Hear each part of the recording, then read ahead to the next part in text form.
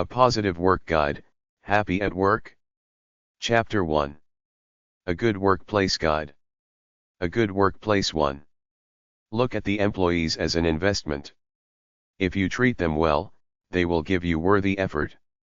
Golden rule of the workplace: people aren't robots, they're people, so treat them that way. You need a certain element of respect and trust in order to offset the inevitable boring parts of any job. Basically, it comes down to the worker giving you time in exchange for money, so you should try to infuse it with a spiritual sense of peace, goodness, and security, and offer material incentives to your workers if you're doing well. Share the wealth, so to speak. Don't just try to suck every ounce of sweat out of them for as cheap as you can. In business, nice guys as bosses finish first, provided they got the guts to know what it takes to do a good job and do it. Don't lose sight of your workers in your quest for the almighty dollar. A good workplace is a happy workplace. Trust your workers enough to let them do the job on their own without looking over their shoulders and barking out orders all the time. Let the workplace flow peacefully in a nice, efficient, quality manner, not too fast or too slow. Give them freebies here and there, a free lunch, Friday afternoon off, a box of chocolates, a barbecue on a weekend, inviting all the workers out to a park on you. Have a friendly atmosphere without the usual top-down dictatorial boss looking for something wrong. Instead, focus on the positives over the negatives. Minimize politics.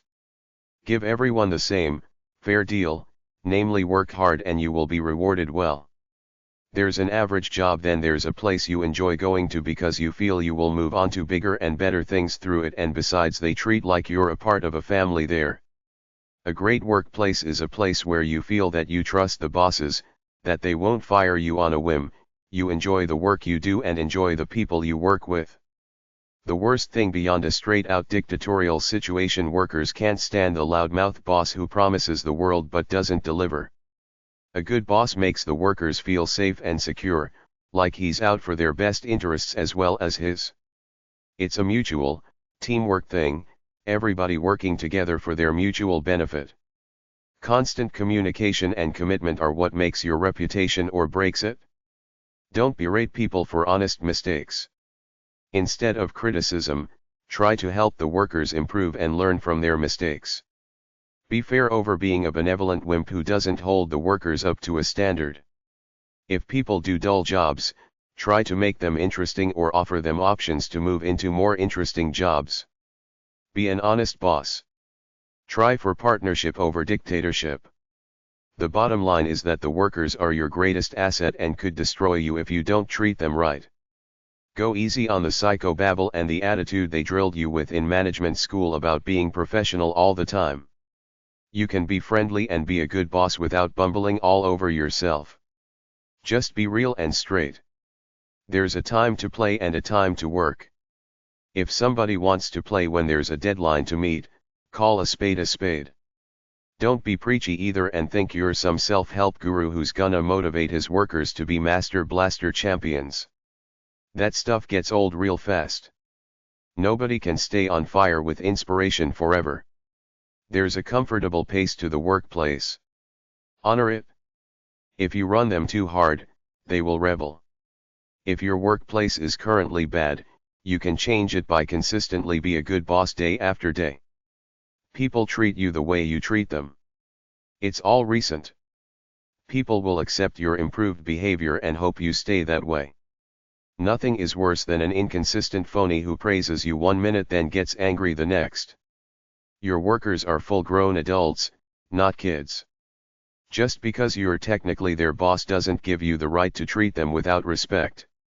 You have to develop an emotional rapport with them and talk about work and their personal lives. Ask them to work as a team and come to you with any ideas they might have to make the job go better. Try to be a genuine, loving, nice open person. Have an easygoing straight manner.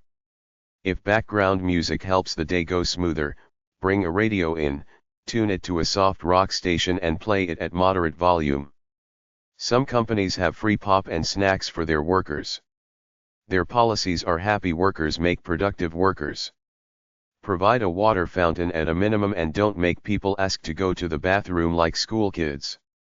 If they need to go, they go on their own.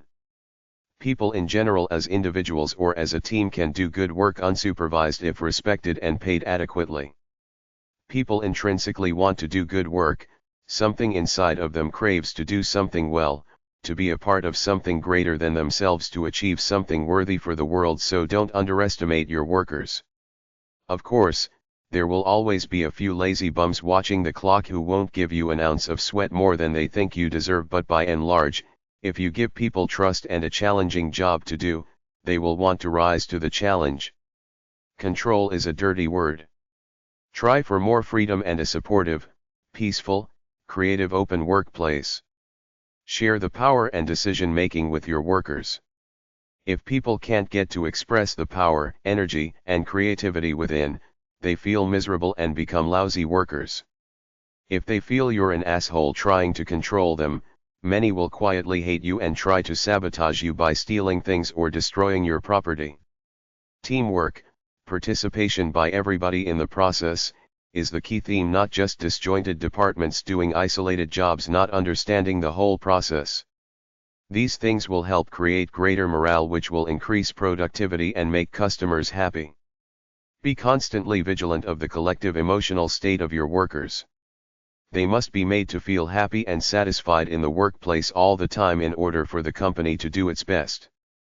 Think of leadership as providing the means and the atmosphere through which your workers can express themselves and be the best they can be at what they do. Good leaders are positive, active, get involved with their workers and develop a rapport with them. Do little things around the workplace like hire a cleaner to keep it clean and put some nice looking inspirational and safety posters up. Give them a little lunchroom where they can do what they want. If the workplace is an office, splurge on comfortable chairs for greater productivity. A good workplace too. The workplace has to be fun, but the workers have to be aware enough that the bottom line is work and profit. Find that middle ground. The fun part just makes the serious part of work easy to tolerate. You don't lead by coercing people into fear, you lead by helping them be the best they can be because they want to. Try to be informal in the workplace. Since you're all adults, try to call each other by first name rather than titles or Sir or Mr. Jones. Make the workplace pleasant, but not so pleasant that the workers spend a lot of time gossiping and playing on their computers. Try to make the workplace comfortable so the worker feels good about doing his job. Keep the atmosphere comfortable so they feel relaxed and do a good job without fear of screwing up. You must believe that your workers can do the job alone without you on their backs and prove it to them. Getting involved doesn't mean riding them, it means getting to know them a bit, talking about the job and their personal lives. Make your workers feel good about being part of the team and guide them into expressing their creativity to help develop better quality products and a better work process. When work becomes a fun place to be and everybody's happy being productive, you've won the game in creating a great workplace. Just keep that atmosphere going. If you've got a team of inspired people liking each other, working with each other, you're a great company with the potential to do something great. Be serious about your vision, but at the same time don't take life too seriously. Work hard, give honest effort, then knock off, relax, take a break, enjoy life for a while, then do it all over again. Your workers operate in this kind of rhythm. You have to be able to read them and give them breaks after bouts of hard work. Keep that rapport with your workers by making small talk and being straight with them. Make a conscious attempt not to alienate your workers no matter what. Don't let them mistake your kindness for weakness. Just let them know you want a good job done and encourage them to try hard, work as a team and take pride in their work. Good leaders share themselves with their workers. Be strong enough to be human. Admit when you've screwed up and made mistakes or treated somebody unjustly. Try to clear the air of tension and personality conflicts. Some people you can't reach. Either get rid of them, be nice to them, or try to ignore them as much as you can.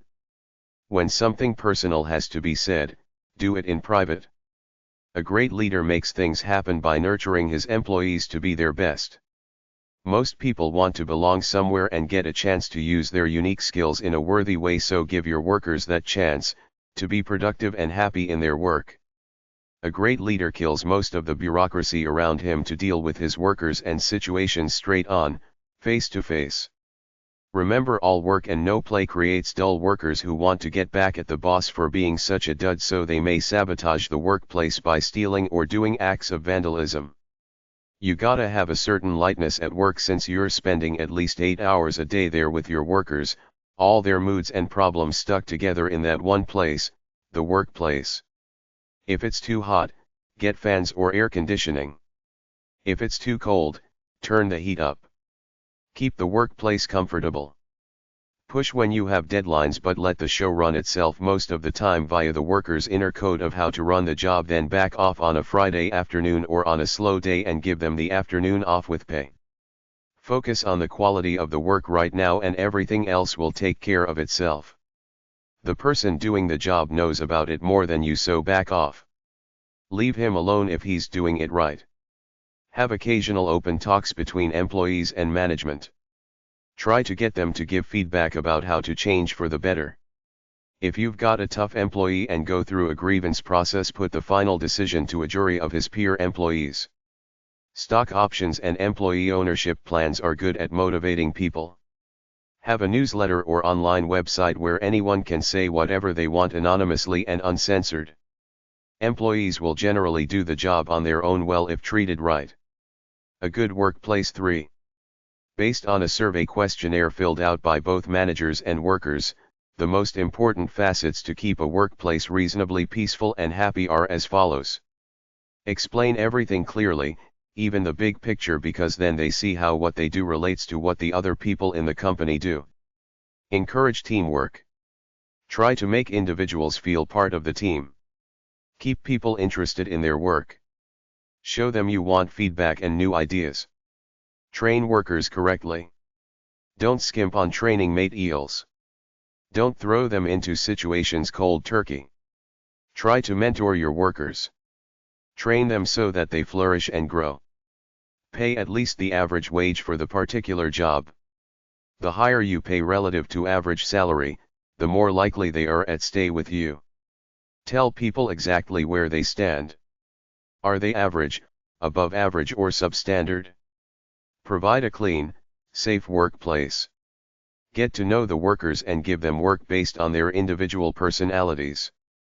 If you try to assign too much work that can't be done in the time given, employees laugh cynically and rebel because they know you're asking the impossible. In most cases, their own flow is adequate. Give trusted people the power to make their own decisions about major aspects of the job. Be available to anyone who wants to talk. Let them know you're available.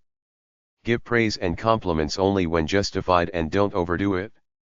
Be sincere and write out a good chit for their files. When I was in the military, if anyone did a particularly good job at something, the boss would write them a good chit and put it in their files. A great way to give praise is to publicize it in front of the group. Tell them all what a great job John Doe did on something. They might call him a brown noser, but they'll all be jealous. You will have gotten your point across. The worst example of praise I ever saw was one time when I gave my boss some report I did and he tells me that it was among the best work he had ever seen. Then 2 weeks later, he's berating me like I'm a dumb schoolboy. If you give praise, then forget that you've given it by treating the worker average when he thinks he's special, and he probably is because he does good work. He'll lose all respect for you. Treat all employees fairly. Don't beat around the bush. Be straight with everyone. Help out when the floor is having a tough go of it. Offer incentives for workers to further educate themselves about work-related matters. Be personable with people. Hire women and minorities to diversify the workplace. Don't be a stickler for the rules. Live by the spirit of situations. Document all disciplinary actions with paperwork. Be aware of your own weaknesses and try to improve yourself. Encourage the workplace to live by the golden rule, do unto others as you would have them do unto you. Don't tolerate an atmosphere of sexy or racist jokes. Tell them it doesn't belong in the workplace. In the end, think of managing people as an intervention. You stand in the background and only come out to intervene if they screw up. Proper training and a friendly manner are the best ways to keep workers reasonably happy. Books about the workplace and personnel management are at hashtag 331.209, hashtag 658.4, HD66, and HF5549 at the library. Chapter 2. A Job Attitude Guide. New job / be humble. Over the years, the thing I noticed about any new job I had is that most people will purposely ignore you for the first little while. The odd person might be very friendly, but most people aren't. I think it's because people feel you have to earn their acknowledgement or respect. Some people are naturally shy, but most people feel they don't owe you anything until you earn it. They're all watching you quietly to see if you're an asshole, a brown-noser, or an arrogant jerk.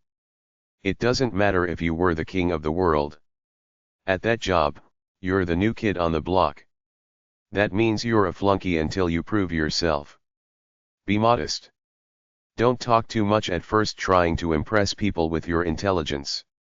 I did this once because I was nervous. I later realized it was a mistake. You don't go in like gangbusters when they're all average people doing an average job. The day unfolds slowly. It's not really good to go in all keen because most jobs just take average effort and the day is so long that you can't keep it up. Fall in line with their pace. When I was in the military, I was assigned to some supply warehouse. It took me about a half a day to realize it was the slackest operation I ever saw. Some ships were coming in, so we sat at the windows on the second floor looking down at all the sailors coming back meeting their families. We didn't do any work all day. I did what everybody else did, took long lunch breaks and left early. If I went in there all keen, they would have hated me for outshining them. If you're there for about a week and you're feeling that you're not liking it for whatever reason, it's a good time to start looking for another job right away. Leave. There is nothing to gain by staying in a position you don't like. New job guide. Be courteous. Don't accidentally rub anyone the wrong way. Be polite and respectful. Ask advice if you don't understand something. Go with the flow of the workplace. Don't work too fast or too slow. Join in on breaks or anything that gives you a chance to get to know your new workmates. They will help you learn the unwritten rules of the workplace. Be positive. Don't badmouth your last job or past coworkers. Try to avoid joining a particular in-group at work, thereby labeling yourself and separating yourself from everybody else. Be friends with everybody.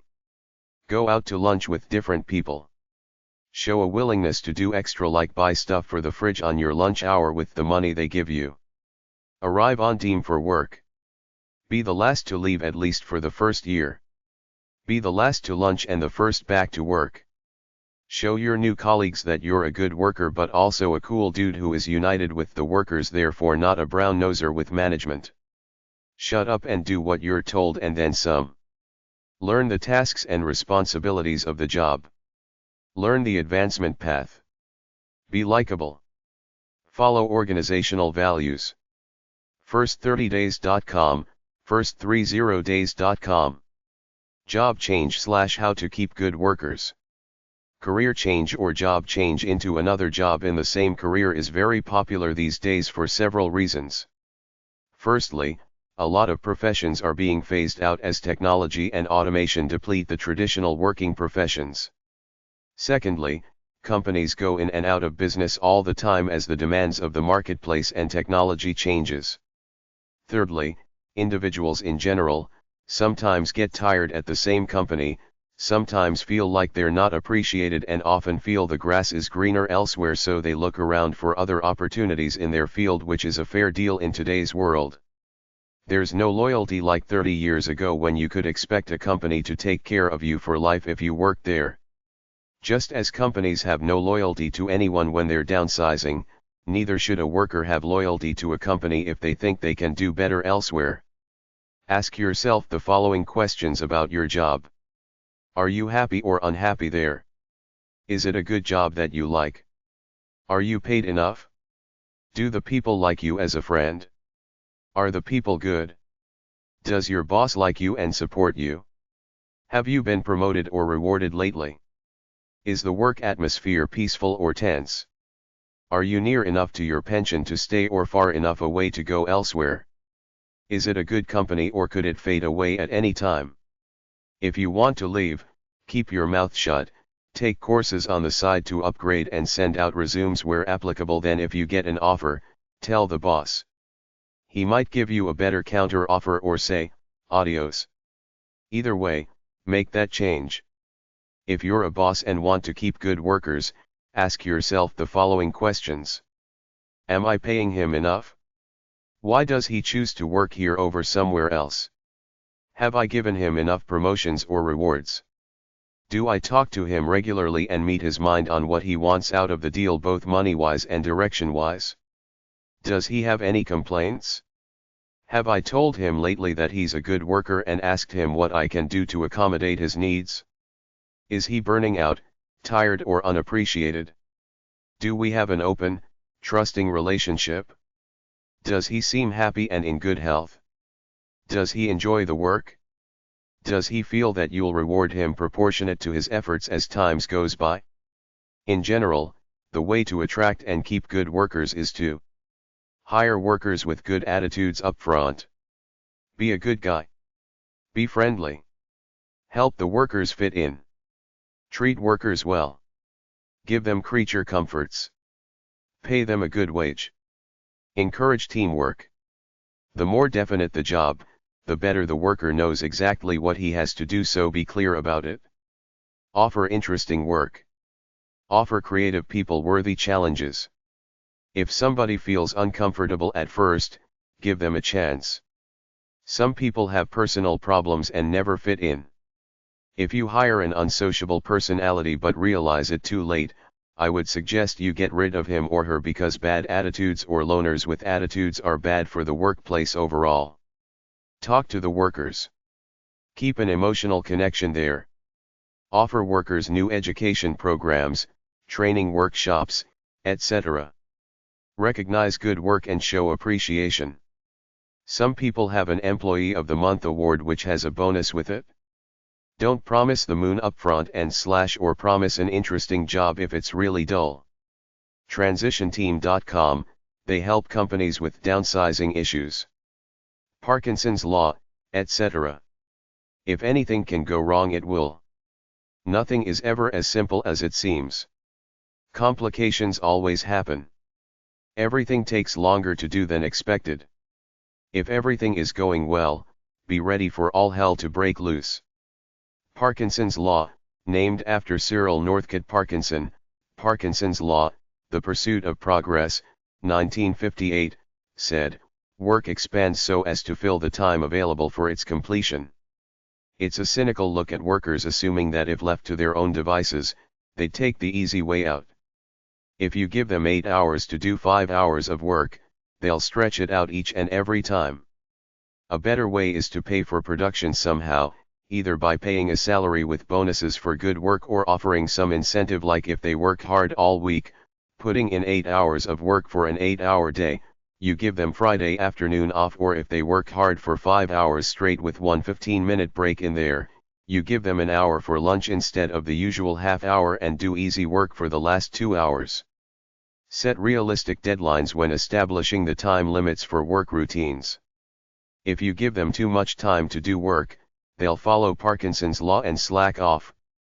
If you ask for the impossible by giving them too much work to do in the time period, it will backfire, because they'll laugh cynically, no they can't do it, so they will spite you for giving them this impossible order by never finishing and having a good excuse as to why, because it's too much work.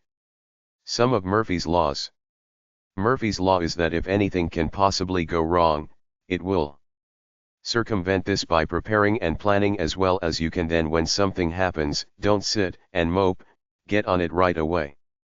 Sometimes a good night's sleep solves business problems that don't seem so daunting when you wake up, or you get a simple insight about how to solve the problem. Pareto's law is the law of the vital few and the trivial many. Pareto, a mathematician, Notice that many people tend to attempt the trivial details of jobs first, thereby getting bogged down in the process, giving them less time for the most important jobs. Tasks should be prioritized in order of importance. Do the important stuff first. The trivial stuff can wait. Power and business. Clothes used to be important, the car you drove, etc. to make an impression, but these days it's not that important in many businesses provided you're a genius.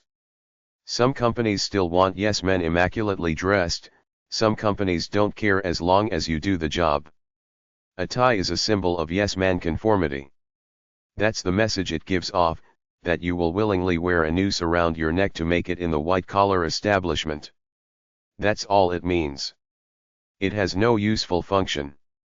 It's a symbol of conformity, it shows that you gave up some of your natural free spirit for the system. In some situations, you have to wear one, like if you're looking for a business loan or venture capital. The old school was that you have to consciously act the part of one who is used to being in command. You must move, speak, and act power. The men who are capable of making money are men who can act in a strong style. The new school is just be yourself. Don't put on airs like all that phony crap they taught me in military officer training. Language and the way you speak can say as much as the ideas in your words. I respect people who are intellectuals for its own sake. If I hear bad grammar, I know I'm dealing with someone who is not intellectual. I once read a report written by an alleged big shot. There were so many spelling and grammatical mistakes in it that I knew he couldn't have been very smart. Be the man or woman who's in demand. Power isn't just you being able to call someone and tell him what to do, it's also other men calling you and asking for your business or wanting to associate with you. If you're a man who seems to possess a wide knowledge of the world, an awareness of trends, if you're the early bird who catches sight of opportunities first, if you're the man who's capable of handling many different kinds of situations, then people will seek you out. They will invite you to vacation at their country homes, to meet their influential associates, to join their social clubs and their business syndicates. And when they do, all of these will enhance your image of power and widen your power base so you can zoom ahead even more. Be alert for clues you can use to your advantage. Present yourself with confidence, broadcast your willpower, speak and move with assurance, and, to make sure they get the message, have the clothes, car, office, and the other outer appearances of power and money. People tend to believe what they see. Chapter 3. Use work time to work. Procrastinators are either weak or bored. If you waste time dilly-dallying around with your work or studies rather than doing it straight on, to me, it means you're either weak or this is not what you were born to do. If you really, really like what you do, you're never bored, you never procrastinate because you love doing it so much. If you really got guts, you'd quit what you're doing to earn a living. If you find yourself procrastinating a lot and keep searching until you find something that you're so interested in that you never procrastinate. Whenever I procrastinate from my main task, it's because I got interested in something else for a while, not because I hate my main job. I love everything I do. I move from interesting thing to interesting thing. Fear might be the reason you put off doing what you know you should do. Whether it's fear of failure or fear of success, it's still fear. Once you recognize how you procrastinate, you'll better be able to put a stop to it. Break down the job into little parts so it doesn't seem so big. You have to love what you do. Take small steps in the right direction and you'll eventually get there. Reward yourself for your little successes. There are some people who aren't interested in anything that involves effort. They're lazy by nature. They will always procrastinate regardless of the job. Procrastination isn't good for your health because it creates stress. If people rely on you, you let them down when you don't do what you're expected to do.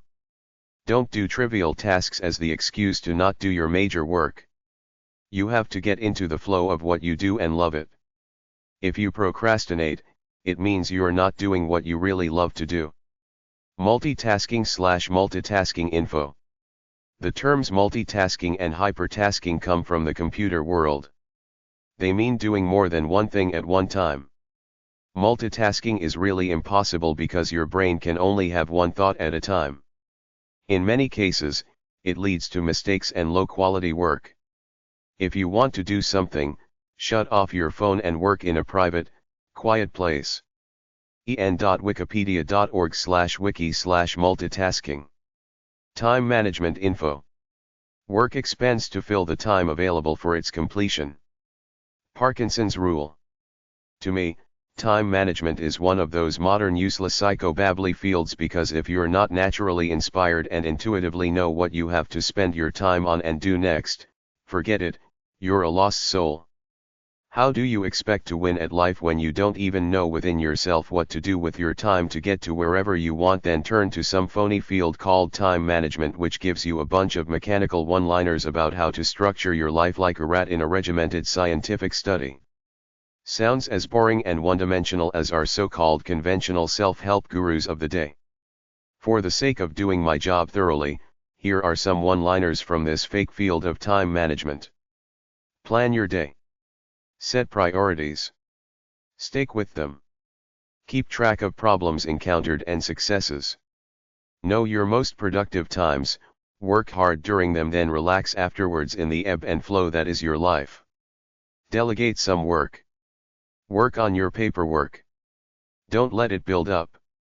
Keep a tidy, clear desk. Don't have bullshit meetings.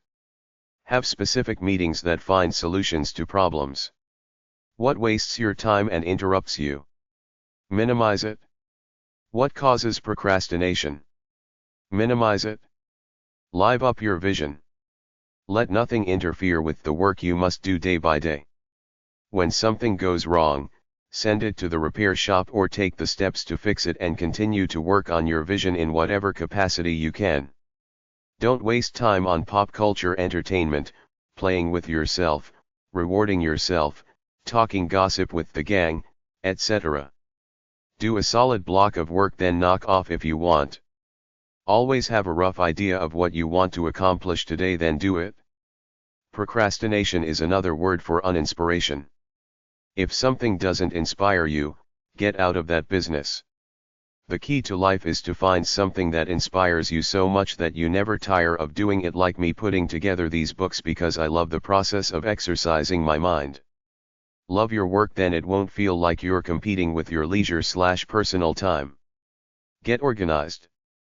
Clean your desk and your office. Tie up all your loose ends. Deal with paperwork as it comes in. Throw away what you won't deal with. Don't let things pile up. Make up a weekly or monthly list of all things you must do. Delegate some to subordinates, do some yourself and eliminate the rest as things you won't do. Schedule your days too. If you have a lot of paperwork, organize it in folders by topic or alphabetical order. First things first. Do your important tasks. Either delegate the trivial ones or forget about them. Don't panic. Simply stop watching TV at night and work those extra hours until you get caught up. Stay calm no matter what. Nothing is worth losing your health for. Minimize meetings. When you have them, stick to the agenda, solve the problem and move on. Have meetings during lunch hour. If your memory is poor, write things out in your notepad so you will remember to do them. Use a calendar, notepad, appointment book, and address book. Have generic letters already composed so you don't have to waste time rewriting them. Don't waste time reading the newspaper or most magazines. Live close to the office so you don't have to waste time in traffic. Have a phone or internet meeting rather than taking a trip. Don't waste time going to a trade show or conference. Get a subordinate to go and bring you back a report. Refuse to see people until you're finished with your daily workload. Put a do not disturb sign on your door, saying you will be available at 4 o'clock. If you need to do some serious work, don't go to the office. Stay home and shut the phone off. Think before you act. Common sense can save a lot of time. Learn to say no to people who want you to do things for them. If you must, set up a schedule for yourself and stick to it no matter what. Don't play phone tag. Either deal with all your phone calls when you get them, or put a note on your answering service, or instruct your secretary to tell all callers to call back between 4 and 5 o'clock, that's when you answer calls, or you could take the messages and call them back when you get your base work done. Clean up all the trash on your desk. Delegate the paperwork there to a subordinate, or take care of it yourself. Once you deal with a problem, remove the paperwork from your desk. Shut your cell phone off when working. Better still, don't get a cell phone. Just get an answering service for your main phone. The harder you are to get a hold of, the less people will bug you for trivial things, and the more work you will be able to do. Assign a daily time when people can come talk to you, like between 4 and 5 o'clock, and if someone comes at another time, point to the sign on your door and tell them to come back. Don't waste time. Focus on your main job. High-tech gadgets don't necessarily save time. They just add work. Get rid of some of them. Stress doesn't help you, which is why you shouldn't take on too much work. Do all your routine tasks to get them out of the way, or delegate them to a subordinate. Don't have kids if you value your free time. Don't waste time doing things for cultural brainwash sake. Only do the things you really want to do. Don't feel like you owe people time to socialize daily. Make it clear you need X amount of time to work and might socialize a bit after you get it done. Read self-help books at number 155 to number 158 at the library. For spiritual, peace of mind books, try hashtag 290-293 at the library. Keep your life balanced. There are holistic medicine books at hashtag 615.5 at the library. Check out hashtag 131.337, 1558.1, 613.019 and 616.8 at your library for a detailed look at stress and what it can do to you. For books on meditation, check out hashtag 158.12, hashtag 294.34, hashtag 299.93 and BP 605 and BQ 5618 of the Library of Congress system at the library. You can improve your memory and reading ability through the sections in these topics in this book. Go to hashtag 640.43-50 or BF 637 for books about self-management, time management, work, and family, etc. If you want a book on time management from the business point of view, try hashtag 650.12 or HD 69 and HF 5547 at the library. wikihow.com/be-punctual, how to be more punctual. ehow.com/how_948_manage-time.html, how to manage your time. mindtools.com. wikihow.com/manage-your-time, time management. datereminder.co.uk. daytimer.com. getorganizednow.com. procrastinews.com. resourcefluganizer.com. scheduleonline.com. thebusywoman.com. Chapter 4. Stress and Work. Stress info. Stress is caused by an outside force which we try to adapt to by releasing adrenaline throughout the body and then either taking action, fighting, running away, flight, or wimping out in a learned helplessness response where we get kind of shell-shocked, break down, just sit there and whimper. Rest and contemplation to analyze your life and get back on it will heal you, but prolonged stress over time will wear your mind, body, and soul out. Stress can be good if you use it as a challenge and use the positive power within to take action to do something about it to better yourself and feel like you're moving forward somehow. Make grace under pressure your mantra. The amygdala is the storehouse of emotional memory in the brain. It remembers bad, stressful experiences, so when you come upon a new situation, before you've even had time to think, it has already identified it and is reacting appropriately, either happiness, neutrality or fear, because it detects stress based on past memories. You become classically conditioned to anticipate stressful situations, so after a while it becomes automatic. In anticipation of a stressful event, Your amygdala forces you to react as though you were in a stressful situation, thereby releasing cortisone, adrenaline, and other hormones that have a destructive effect on your body. The release of cortisone to deal with stress causes negative things in the body, the most prominent of which are cardiovascular disease, high blood pressure, and truncal obesity. The stress reaction actually releases some chemicals that tell the body to save fat, probably in anticipation of a future crisis situation, so stress has been linked to causing obesity. What it comes down to is reaction to stress. A lot of people get into a bad situation, then, in one great leap, they make a mountain out of a molehill. A lot of people build up negative situations to unbearable lengths, mull them over endlessly in their minds, then worry about them endlessly. One particular alternative Christian healer, Dr. Don Colbert, drcolbert.com, has made the connection between toxic emotions and all the major degenerative diseases. He said that after treating patients for many years, he found that the root of a lot of diseases are toxic thinking patterns.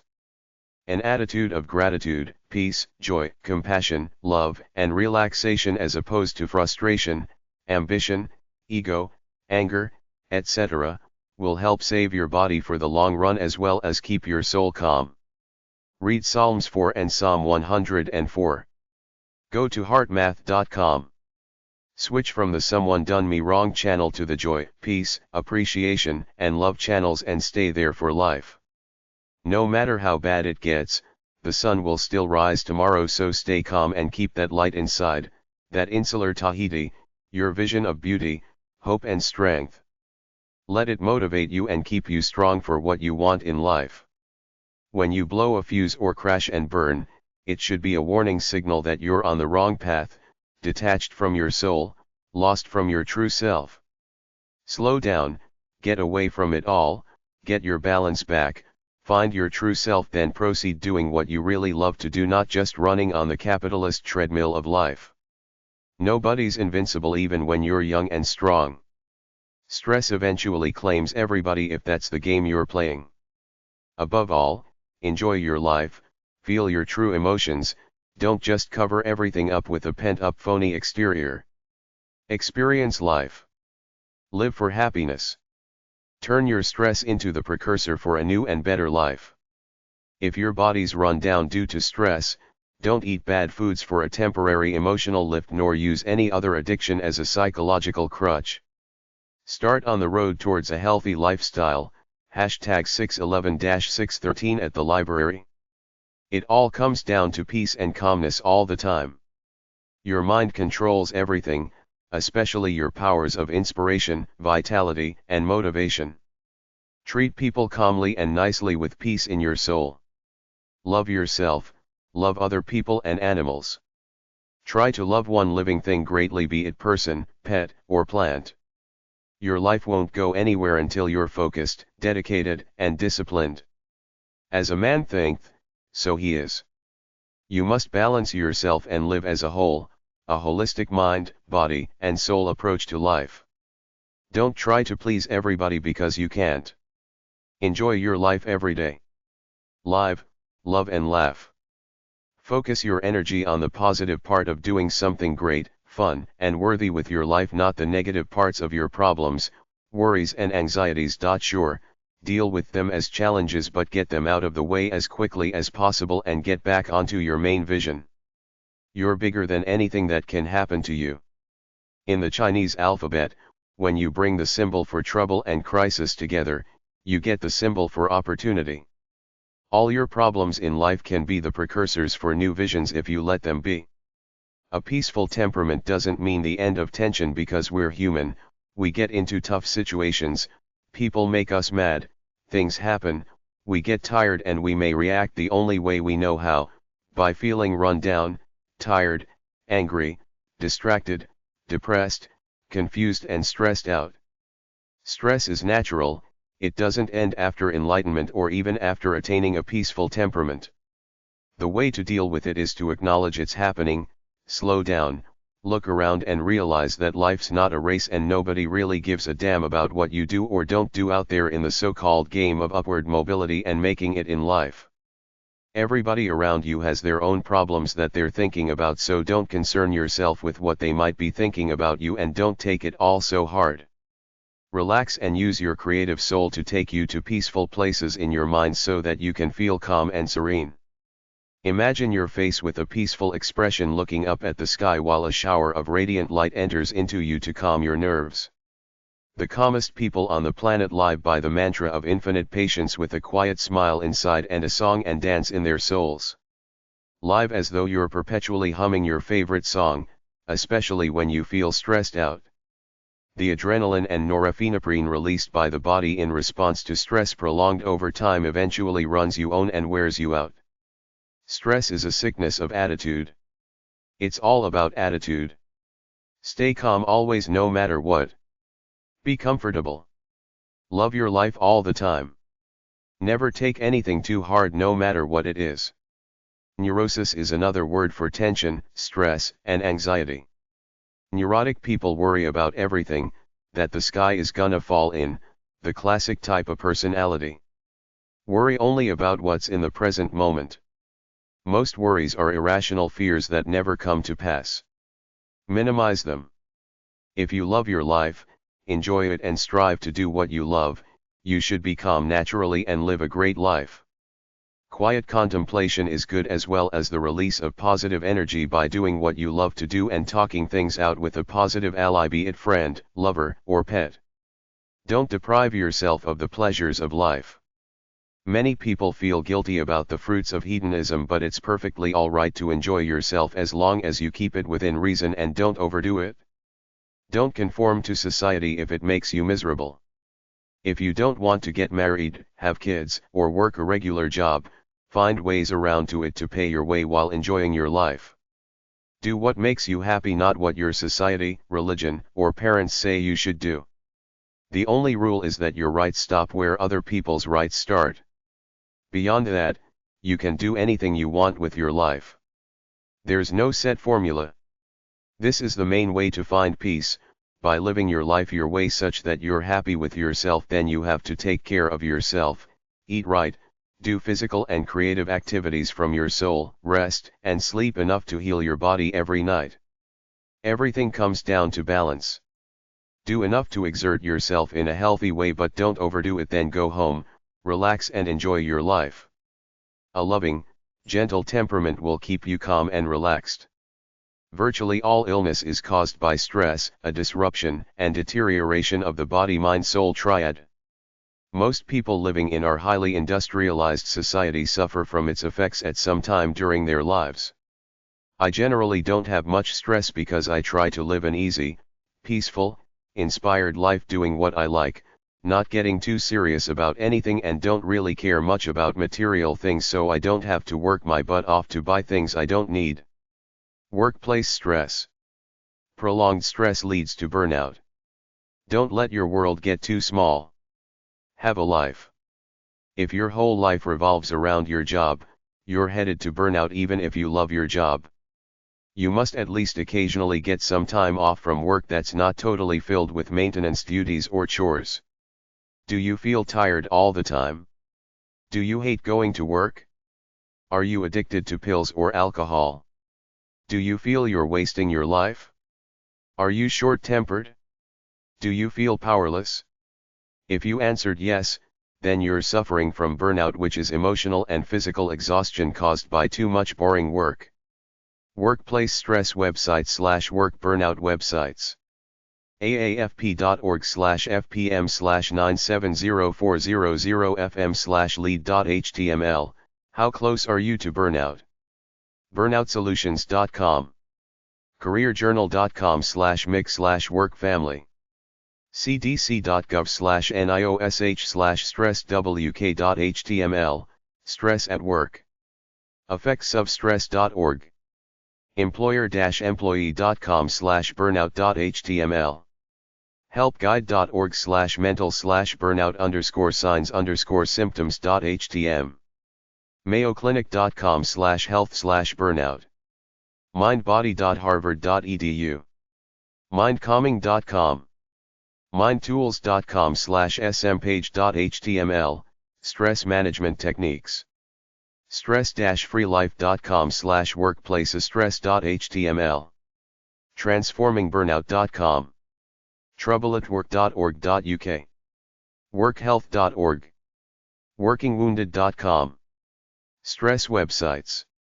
Check out hashtag 131.337, 158.1, 613.019 and 616.8 at your library for a detailed look at stress and what it can do to you.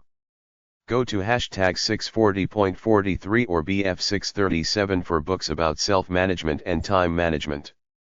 About stressmanagement.com. coping.org. stress.org. stresscanada.org.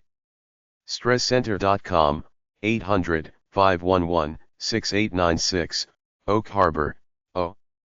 stress-counseling.co.uk. stresscure.com. stresscure.com. stressmanagementsuccess.com. American Institute of Stress. 124, Park Avenue. Yonkers, New York, 10703. 800-24 Relax. Stress.org.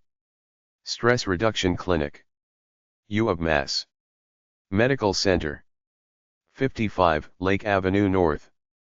Worcester, Massachusetts, 01655. 508-856-2656. umassmed.edu/cfm.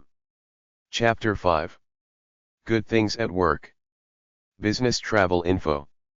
Whenever possible, make all your trips, even if they are really vacation trips, serve some aspect of your business so you can deduct the cost of them from your company's profits.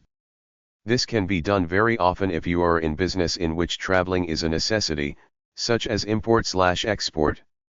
If you are a travel agent, you will be invited by airlines, cruises, hotels and resorts to travel or stay with them as their guest. They hope you will then send your travel agency customers to them. This can work also if you're in a business or occupation like advertising, public relations, or writing where you can give them free publicity in return. The government wants to help you do more business overseas. Before you go, contact the Department of Commerce, doc.gov. They will arrange for you to meet people in each country you visit who are in your industry and related fields. If you play your cards right, these potential business associates will wine and dine you and act as warm hosts in their native countries. USAtoday.com has a section on business travel in its money column. NewYorkTimes.com probably has the best Sunday travel section around. Try hashtag 910.202 or G156.5 at the library. ABT-travel.com, American Business Traveler Association. BusinessTravelLog.com. BusinessTrip.com. ACT.org, Association of Corporate Travel Executives, a professional association representing corporate travel managers and travel service providers. BusinessTravelLog.com. ExecutiveTravelMagazine.com. Business-hotels-travel.com. B2BTravelMart.com. BizTravel.com, 800-835-6483. BizTravelClub.com. BusinessFairbuster.com. BusinessTrip.com. Business-trip.com. ExecTravel.com. WorldExecutive.com. Business Travel Planner. Official Airlines Guide. OAG.com. Quarterly Magazine. IRS.gov, Booklet number 463 Travel, Entertainment, Gift, and Car Expenses. Christmas Bonus. A Christmas bonus is probably more symbolic than it is material. Employees expect it around Christmas just like a kid expects his toys. If you give it, they feel they're appreciated and will give more on the job, especially when you need a favor like to meet a deadline or something like that. You could give out food baskets, gifts, a turkey, or something like that, but the best thing is cash. Give every employee a week's pay or give them all $200 checks, from the highest to the lowliest worker. Don't give too much because they will expect you to match it or beat it every year. If you're doing all right, driving a new car, Wearing nice suits, don't pull a fast one by not giving them a Christmas bonus because you claim times are tough. Whereas giving a Christmas bonus will make more loyal employees who feel part of a family, not giving it won't just be neutral, it will create bitterness and possibly even sabotage. Take the checks around in a Christmas card and personally hand them to each employee while you say, "Merry Christmas," and shake their hands. Cash would probably be better than a check. Think twice before you decide to be a cheapo unless the business is really, really struggling. You could always give paid time off as a Christmas gift. Dog and pet friendly companies to work for. Some workplaces allow employees to bring their pets in to be with them during the job. If you want your boss to consider it, give him this article. Dogfriendly.com/server/general/workplace, list of companies that allow pets in the workplace. Dogfriendly.com. Employee wellness programs. Companies start employee wellness programs because they want healthy employees. It increases productivity and saves money in the long run. They help employees be healthy through various programs like self-care programs, stress management, smoking cessation, substance abuse control, health risk assessment, questionnaire designed to identify health risks, drunk driving prevention, company fitness, wellnessproposals.com, toolsforwellness.com, wellnesspublishing.com, exercise at work, activelivingatwork.com, gifts at work. Work is work, not school. When I was in grade school, everybody in class picked the name of a classmate who they were supposed to buy a gift for at Christmas, but it was a bunch of pretense because everybody kept score as to who bought the most expensive to the cheapest gift, so I'm against these cute little gimmicks at work. I believe that it's right and fair to give certain employees gifts of cash and merchandise when they've done something noteworthy and impressive. If the others get jealous, too bad. This isn't a communist country. It's a system based on merit. Maybe it will inspire them to get off their butts and do something stellar for a change. Don't accept gifts from subordinates beyond the pot of stew your matronly secretary cooked last week and has some left over. When you accept a random gift from someone for no apparent reason, it makes you indebted to that person, so do the right thing. Accept no gifts and stay impartial to everybody.